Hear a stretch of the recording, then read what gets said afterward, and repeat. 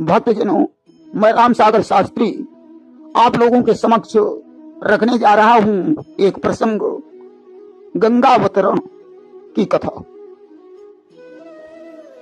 यह प्रसिद्ध रविवंश में सगर भूप का नाम, 60 सहस उनके तनय थे विशेष बलधाम।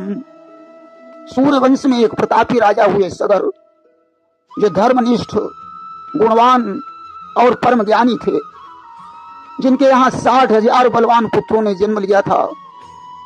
देखिए, राजा सगर की 2 पत्नियां थीं। इत्तेहि के जुग भामिनी सुकुमारी, केसनी ज्येष्ठ सुमति लघुनारी। इनकी बड़ी रानी का नाम केसनी और छोटी रानी का नाम सुमति था। राजा सगर पहले निसंतान थे। 2 विवाह करने के बावजूद भी किसी रानी से कोई संतान नहीं हुई। पुत्र की कामना से राजा दुखी होकर दोनों रानियों को साथ में लेकर तपस्या करने के लिए उस जंगल में पहुंचा जहां भृगुमुनि रहते थे। सुत विहीन राजा दुख पाई, गयहु विपिन जहां भृगु मुनि राई। वहां पहुंचकर राजा ने रानियों के सहित 100 वर्षों तक कठोर तपस्या की। इतना 100 वर्ष कीन तप राजा, तब मुनिराज कीन यह काजा। तब भृगु ऋषि ने उनके पास पहुंचकर वरदान मांगने को कहा कि भृगु बोले अति से सुख पाई, मांगऊ बर हम सन नृपुराई। राजा सगर ने अपनी रानियों से कहा कि तुम दोनों की जैसी इच्छा हो वैसा वरदान मुनिराज से मांग सकती हो। कि तब नृपुरानिन कहूं सिख दीना, मुनि से बर मांगऊ जो चीना। भृगु ने केसनी से कहा, देवी वरदान मांगो। केसनी ने कहा, मुनिवर मुझे एक पुत्र रत्न की प्राप्ति हो जाए, क्योंकि बिना पुत्र के मेरा महल सूना है। भृगु ने ये मस्तु कह दिया। केसनी को वरदान देने के बाद भृगु ऋषि सुमति के पास पहुंचे और बोले, देवी तुम्हारी तपस्या पूर्ण हो गई है, वरदान मांग लो। सुमति ने कहा, मुनिवर मुझे 60,000 पुत्र होने का वरदान दीजिए। भृगु ने एव मस्तु कह दिया और वहां से चले गए। राजा सगर रानियों के सहित घर लौट आए। दोनों रानियों ने गर्भ ठहराया। कालांतर में केसनी ने एक पुत्र को जन्म दिया और सुमति के 60,000 पुत्र पैदा हुए। कि जनों केसनी एक कुमारा, सुमति के भये सुत 60,000। केसनी के पुत्र का नाम असमंजस था। असमंजस बड़ा उपद्रवी था, जिसने प्रजा को तंग किया। इसलिए राजा सगर ने उसे अपने राज्य से निकाल दिया और उसके पुत्र अंशुमान को अपने पास रख लिया। एक बार राजा सगर ने और वरिष्ठ के आदेश पर अश्वमेध यज्ञ किया। इंद्र ने इंद्रासन चले जाने के भय से उस घोड़े को चुरा लिया और कपिल मुनि के आश्रम में बांध दिया। कि वह अश्व छुपा कर किसी तरह भटकाया दल को छल बल में, घोड़े का पता न चलने से हलचल फैली दल मंडल में। अब तो हलचल मच गई कि आखिर घोड़ा कहां चला गया। चारों तरफ खोज होने लगी, परंतु घोड़ा नहीं मिला। आज सुमति के 60,000 पुत्रों ने प्रतिज्ञा की कि भले ही तीनों लोकों में खोज करनी पड़े, परंतु यह सगर वंश उस घोड़े को खोज ही लेगा। कि भूलोक व्योम पाताल छोड़ उस घोड़ा निकल न जाएगा, यह सगर वंश त्रैलोकों से ढूंढ कर उसे ले आएगा। जब पृथ्वी पर घोड़े का पता नहीं चला तो जमीन को खोदने लगे। खोदते खोदते किसी जगह मुनि आश्रम एक नजर आया। ध्यानस्थ मुहि मुनि को देखा, घोड़ा भी बंधा हुआ पाया। जमीन खोदते खोदते कपिल मुनि का आश्रम प्रकट हो गया। कपिल मुनि ध्यान में मग्न थे, उनके पास बंधा हुआ था घोड़ा। व्यास जी लिखते हैं कि प्रागुदीक्षाम दिशिहयम ददृशु कपिलांत के। ईशान कोण में कपिल मुनि के पास सगर पुत्रों ने घोड़े को बना हुआ देखा। उन्होंने आपस में कहा कि एस बाजी हरश्चौर आस्ते नीलित लोचना, यही घोड़े को चुराने वाला चोर है। हम लोगों को देखकर इस दुष्ट ने अपनी आंखें बंद कर ली हैं। किसी ने उन्हें चोर कहा तो किसी ने चांडाल कहा, किसी ने उनके लात मारी कि जब दुर्वाद बहुत तिन बोले, कपिल देव निज लोचन खोले। जब उन्होंने बहुत से अपशब्द कहे और लात का प्रहार किया तो कपिल देव का ध्यान भंग हो गया। ज्यों ही उन्होंने अपने नेत्र खोले, सगर के 60,000 पुत्र जलकर भस्म हो गए। कि खोलत नयन जरे क्षण माही, और खबरी गई यह नृपति पाही।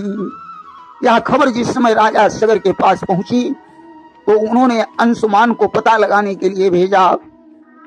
अंशुमान कपिल के आश्रम पर पहुंच गए। व्यास जी लिखते हैं कि तत्रासीनम मुनिम वीक्ष्य कपिलाख्यम धोक्षजम, अस्तौत समाहित मना प्रांजलि ही प्रणतो महान। अंशुमान ने वहां बैठे हुए कपिल देव को देखा, उनके चरणों में प्रणाम करके हाथ जोड़कर स्तुति करने लगे कि न पश्यति त्वाम परमात्मनो जनो, न बुध्यते द्यापि समाधि युक्ति भी, उतो परे तस्य मनः शरीर धी, विसर्ग सृष्टा वयम प्रकाश। भगवान आप अजन्मा ब्रह्मा जी से भी परे हैं। जब आपको ब्रह्मा जी नहीं पहचान पाए तो हम लोग तो उनकी सृष्टि हैं, अज्ञानी हैं, आपको कैसे समझ सकते हैं। आज अंशुमान की विनय सुनकर कपिल देव प्रसन्न होकर बोले, बेटा यह घोड़ा तुम्हारे पितामह का पशु है, इसे ले जाओ और तुम्हारे जले हुए चाचाओं का उद्धार सिर्फ गंगा जल से ही हो सकता है, बाकी और कोई उपाय नहीं है। व्यास जी लिखते हैं कि कपिल मुनि ने अंशुमान से कहा कि असोयम नियताम वत्स पितामह पशुस्तव, इमे च पितरो दग्धा गंगा भोर हंति नेतरत्। अस्तु अंशुमान घोड़े को लेकर सगर के पास पहुंचे और चाचाओं की मुक्ति का उपाय भी बताया। सगर ने उस घोड़े के द्वारा शेष यज्ञ संपन्न किया। यज्ञ संपन्न करने के पश्चात राजा को अपने 60,000 पुत्रों के उद्धार की चिंता सताने लगी। अस्तु अंशुमान को राज्य देकर राजा वन में जाकर तपस्या करने लगे और अब इसके बताए हुए मार्ग का अनुसरण करके उनका उद्धार हो गया। इधर अंशुमान उस दिन राज्य काज देखने के पश्चात जंगल को प्रस्थान करते हैं। अंशुमान तपस्ते पे गंगा नयन कामया, तालम महांतम ना शक्नोत ता कालेन संस्थिता। अंशुमान ने गंगा जी को लाने की कामना से बहुत वर्षों तक घोर तपस्या की, परंतु सफल नहीं हुए। समय आने पर उनकी मृत्यु हो गई। और अंशुमान सुत भयउ दिलीपा, नीति तेज बल अतुल महीपा। अंशुमान के पुत्र दिलीप हुए जो बड़े प्रतापी राजा थे। उन्होंने भी गंगा को लाने के लिए कठोर तपस्या की, परंतु सफलता नहीं प्राप्त हुई। आखिर में उनकी भी मृत्यु हो गई। और तिनके सुत भागीरथ भयऊ, तिन मन माया निश्चय करेऊ। दिलीप के पुत्र भगीरथ हुए। उन्होंने अपने मन में यह निश्चय कर लिया कि मुझे हर हाल में पितरों का उद्धार करना है। कि पितरन गति दे वही मन मानी, तापोहरहूं सुरसरी कहूआनी। मुझे कितनी भी कठोर तपस्या करनी पड़े, परंतु मैं गंगा जी को पृथ्वी पर लाकर ही रहूंगा। आज वन में जाकर भगवान विष्णु की तपस्या करने लगे कि लागे तप गंगा हित करना, और रवि सन्मुख ठाड़े एक चरना। भगवान सूर्य की तरफ मुंह करके एक पैर पर खड़े होकर तपस्या करने लगे। और सहस वर्ष बीते हरियाए, मांगु तात बर वचन सुनाए। 100 वर्षों तक कठोर तपस्या करने के बाद भगवान विष्णु प्रकट हो गए। उन्होंने भगीरथ से कहा, तुम्हारी तपस्या पूर्ण हो गई, वरदान मांग लो। भगीरथ ने कहा, प्रभु मुझे पूर्वजों का उद्धार करने के लिए गंगा जी की जरूरत है। भगवान विष्णु ने कहा, वत्स गंगा जी तो ब्रह्मा जी के कमंडल में रहती हैं, इसलिए तुम्हें ब्रह्मा की तपस्या करनी पड़ेगी। अब भागीरथ ने ब्रह्मा जी की तपस्या की। उस समय के पश्चात ब्रह्मा जी प्रकट हुए। उन्होंने कहा, पुत्र वरदान मांगो। भगीरथ ने कहा, प्रभु पितरों के उद्धार के लिए मुझे गंगा जी की आवश्यकता है। ब्रह्मा ने कहा, पुत्र गंगा हमारे कमंडल में रहती हैं, परंतु पृथ्वी पर जाने के लिए उनकी क्या कामना है, मैं जबरदस्ती गंगा जी को पृथ्वी पर कैसे भेज सकता हूं। इसलिए तुम्हें स्वयं गंगा जी को प्रसन्न करने के लिए उनकी तपस्या करनी पड़ेगी। अब तो भगीरथ गंगा जी की तपस्या करने लगे। व्यास जी लिखते हैं कि दर्शयामास तम देवी प्रसन्ना वरदास्मिते। भगीरथ की तपस्या से प्रसन्न होकर भगवती गंगा ने उन्हें दर्शन दिए और कहा कि मैं तुम्हें वर देने के लिए आई हूं, मुझसे वरदान मांग लो। भगीरथ ने कहा, माता मेरे पूर्वज कपिल मुनि के श्राप से भस्म हो गए हैं, उनका उद्धार करने के लिए तुम्हें मेरे साथ चलना होगा। गंगा ने भगीरथ से कहा कि कोपधारिता बेगम पत्न्या में मही तले, अन्यथा भूतलम भित्वा नृपया से रसातलम। मैं तुम्हारे साथ पृथ्वी पर जाने के लिए तैयार हूँ, परंतु जिस समय मैं स्वर्ग से पृथ्वी पर गिरूं उस समय मेरे बेग को धारण करने वाला होना चाहिए, अन्यथा मैं पृथ्वी को फोड़कर रसातल में चली जाऊंगी। इसलिए पुत्र तुम भगवान शंकर की तपस्या करो, वही मेरे बेग को संभाल सकते हैं। अब तो भगीरथ को भगवान शंकर की तपस्या करनी पड़ी। भोलेनाथ ने प्रकट होकर उन्हें दर्शन दिए और कहा, पुत्र वरदान मांग लो। भगीरथ ने कहा, प्रभु मुझे पितरों के उद्धार के लिए गंगा जी की आवश्यकता है, वे पृथ्वी पर आने के लिए तैयार हैं, अतः आप उनके बेग को धारण करें। भगवान शिव ने एवमस्तु कह दिया। आज भगवान शंकर बेग को धारण करने के लिए तैयार हो गए। गंगा जी को अपने ऊपर बड़ा अभिमान था कि शेषनाग भी मेरे बेग को नहीं संभाल पाएंगे, तो बूढ़े वाले शंकर जी हमारे बेग को कैसे रोक पाएंगे। सोचने लगी इन धारों पर अधिपति भी बदन छुपा लेंगे, अचरज है बूढ़े बाबा जी मेरा क्या बेग संभालेंगे। आज तो ब्रह्मा जी ने कमंडल उलट दिया। गंगा जी बड़े बेग से धाई कि ब्रह्मा ने कमंडल उलट दिया, धाई गंगा धाराओं में, पर आते आते लोप हुई शंकर की जटिल जटाओं में। भगवान शंकर ने आज गंगा को जटाओं में धारण कर लिया, परंतु गंगा जी शिव की जटाओं में खो गईं। 1 वर्ष कहाँ रही भुलानी, और विनय की न बहुविधि नृप ज्ञानी। अब तो 1 वर्ष हो गया, गंगा जी का पता नहीं चला। भगीरथ ने भगवान शंकर की स्तुति की। भोलेनाथ ने जटा से एक बूंद निकाल कर डाल दी, जिससे 3 धाराएं उत्पन्न हो गईं। 1 बूंद शिव दीन से डारी, और तासों 3 भई जलधारी। एक आकाश को चली गई, एक पाताल को चली गई, एक धारा पृथ्वी पर विराजमान रही कि 1 गई नव 1 पताला, एक अवनिमा रही विशाला। पृथ्वी वाली धारा भगीरथ के साथ चलने लगी। रास्ते में हिमालय पर्वत पड़ा जिसने गंगा को रोक लिया। भगीरथ ने फिर गंगा की प्रार्थना की। गंगा ने कहा, राजन, मुझे बाहर निकालने के लिए ऐरावत हाथी की जरूरत है। भगीरथ ने इंद्र की प्रार्थना की। इंद्रदेव प्रकट हो गए। भगीरथ ने कहा, मुझे ऐरावत हाथी की जरूरत है। इंद्र ने ऐरावत हाथी दे दिया। ऐरावत ने कहा, राजन, मैं इस आपत्ति को खाली मूली में अपने सर पर नहीं ले सकता हूँ, इसलिए जाओ, मुझे छुट्टी नहीं है। कि बोला, जाओ, अवकाश नहीं, क्यों कोई आफत या सर ले। गंगा को अगर जरूरत है तो वह मुझसे शादी कर ले। गंगा से कह देना कि अगर उसे मेरी आवश्यकता है तो मेरे साथ विवाह करना पड़ेगा। भगीरथ ने जाकर गंगा को ऐरावत का पैगाम सुनाया, जिसे सुनकर गंगा जी क्रोधित हो गईं।